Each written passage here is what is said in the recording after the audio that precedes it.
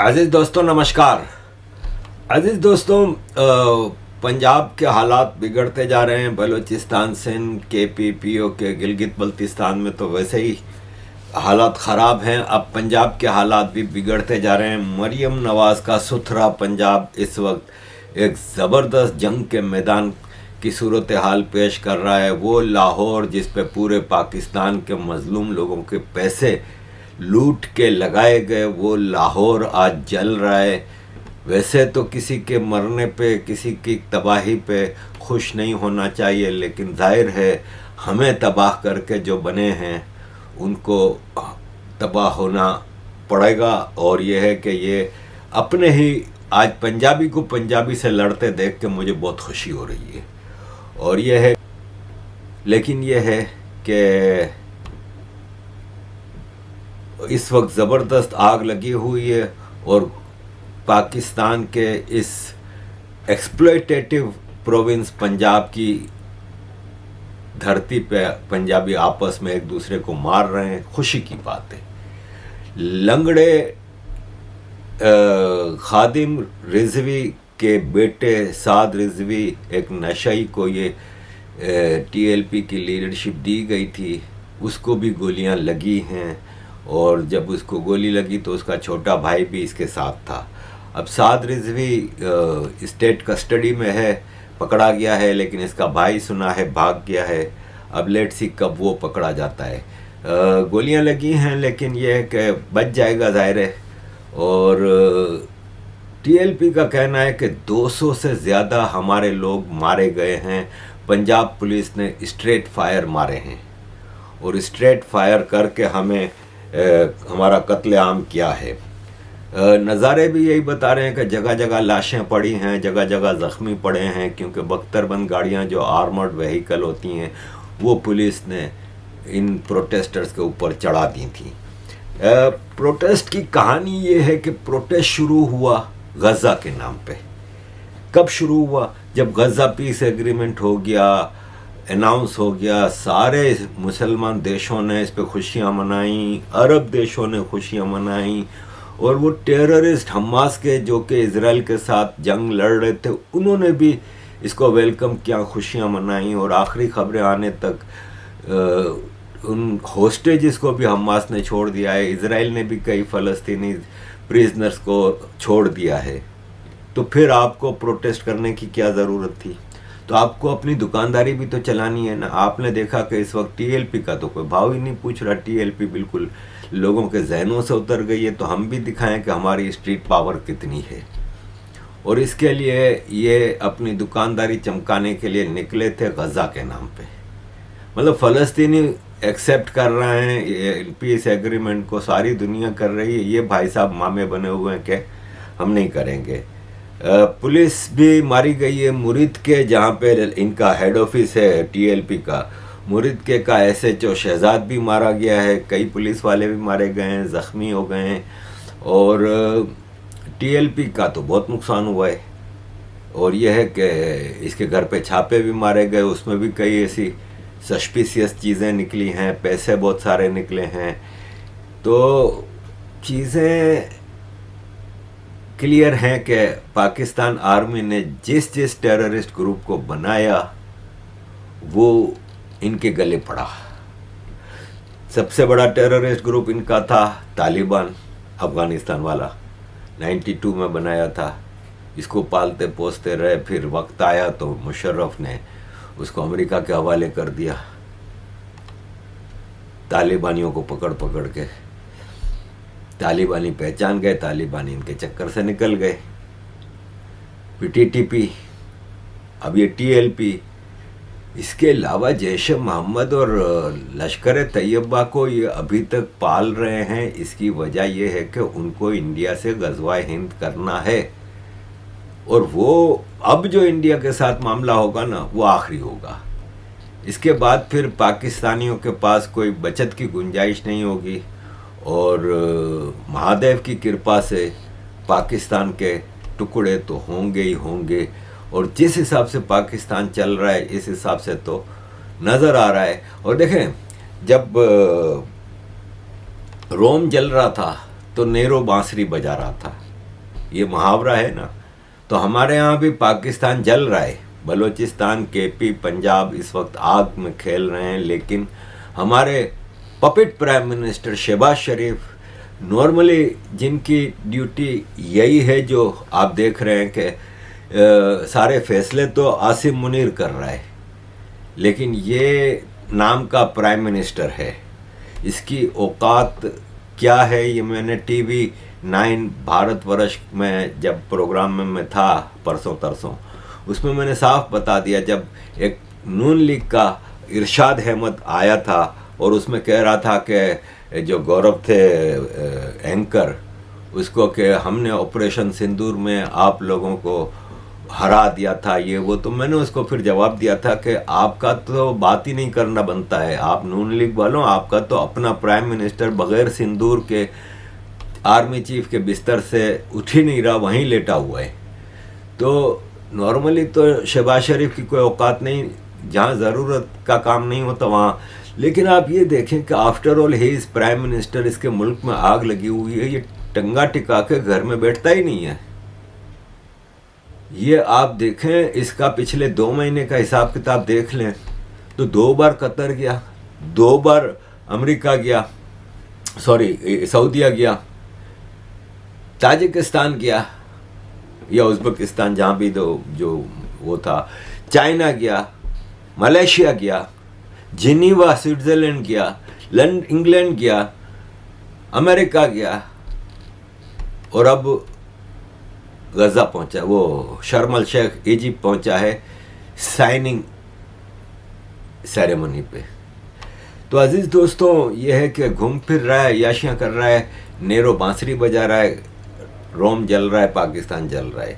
तो टीएलपी के प्रोटेस्ट को हम बढ़ता देख रहे हैं। नॉर्मली तो क्या है, इस वक्त लेटेस्ट रिपोर्ट यही है कि अब चीज़ें नॉर्मल हो रही हैं, लेकिन नॉर्मल नहीं हो रही। इस वक्त टीएलपी के लोग कराची में प्रोटेस्ट शुरू कर चुके हैं। इसके अलावा पंजाब के लॉयर्स जो वकील हैं और जन जी ने भी, जनरेशन जी जिसको कहते हैं, वो भी प्रोटेस्ट में शामिल हो गई है। और पंजाब में वापस लाहौर के अलावा इस्लामाबाद और कई शहरों में प्रोटेस्ट बढ़ते जा रहे हैं। तो लग नहीं रहा कि ये आग ठंडी होगी। भूलिएगा नहीं कि पाकिस्तान के 70-80% बरेलवी हैं मुसलमान, और बरेलवी की ये ओनली टेररिस्ट जमात है, वायोलेंट जमात है, रिप्रेजेंटेटिव पॉलिटिकल बॉडी है। तो बरेलवी तो इस वक्त तपे हुए हैं, ख़ास तौर पे जब 200 लाशें इन्होंने अपने बरेलवी वर्करों की देखी हैं। तो मुझे नहीं लगता कि इतनी जल्दी सूरत हाल वहाँ पे कंट्रोल में आएगी। देवबंदी वैसे ही तपे हुए हैं, क्योंकि देवबंदियों का ये है कि तालिबान के ख़िलाफ़ जो अफ़गानिस्तान में पाकिस्तान ने अटैक किए हैं, तो तालिबान और देवबंदी, तालिबान शरिया की बात करते हैं, देवबंदी भी ज़्यादा एक्सट्रीमिस्ट मुस्लिम हैं।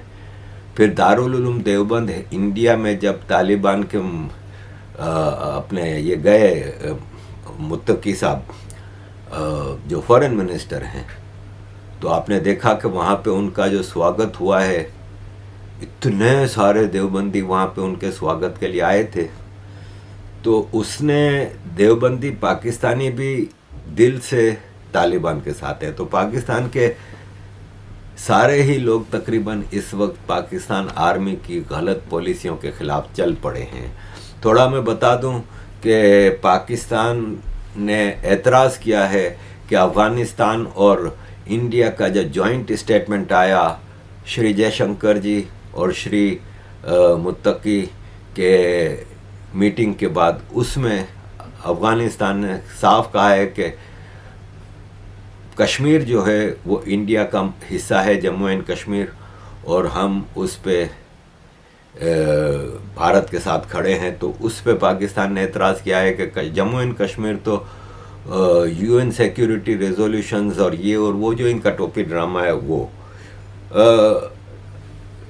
अफ़गान फॉरेन मिनिस्टर ने एक और बात कही कि अफ़गानिस्तान में टीटीपी के कोई अड्डे नहीं है, पाकिस्तान के पास इतनी बड़ी फ़ौज है, इतना सिक्योरिटी और इंटेलिजेंस का सिस्टम है, तो फिर वो क्यों टीटीपी को कंट्रोल नहीं कर पा रहा।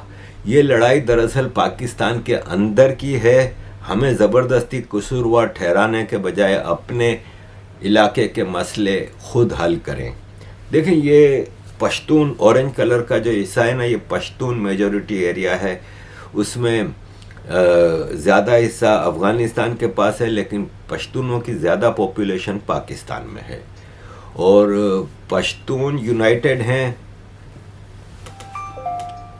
अजीज दोस्तों, गर्मा गर्म कॉफ़ी आई है और शादी करने के कुछ छोटे छोटे जो फ़ायदे हैं, इसमें एक ये भी फ़ायदा है और ये है कि कभी कभी आपको कॉफ़ी चाय मिल जाती है। बहरहाल अजीज दोस्तों, पश्तूनों का ये हाल है कि पिसे हुए हैं। अफ़गानिस्तान के ऊपर जो पाकिस्तान ने पहले एयर स्ट्राइक की और फिर इनकी दूबदू जंग हुई, जो उसमें पाकिस्तान दावे तो बहुत कर रहा है, लेकिन ये 120 पाकिस्तानी फौजी तालिबान ने कैद कर लिए हैं। इनकी परंपरा है प्रिजनर ऑफ वार बनने की। कई बलोच ग्रुपों ने इनके फौजियों को अगवा कर लिया होता है। ये अपने फौजियों को नहीं बचा पा रहे, ये अपने पंजाबियों को नहीं बचा पा रहे और ये अफ़गानिस्तान से लड़ने की बात करते हैं।